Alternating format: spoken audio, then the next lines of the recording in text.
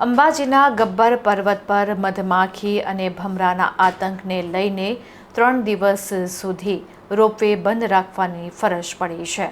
અંબાજીના ગબ્બર પર્વત ઉપર ભમરા અને મધમાખીના મધપૂડો હોવાને લઈને મધમાખીઓ સતત 3 દિવસથી ઉડી રહી છે અને યાત્રાળુઓ પર આક્રમણ કરી રહી છે.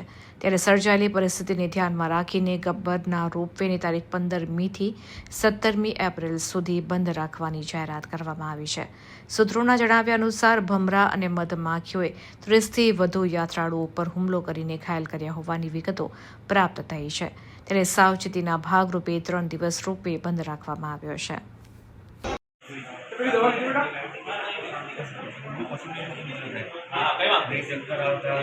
બીજું કોઈ ઉલટી જેવું થાય છે.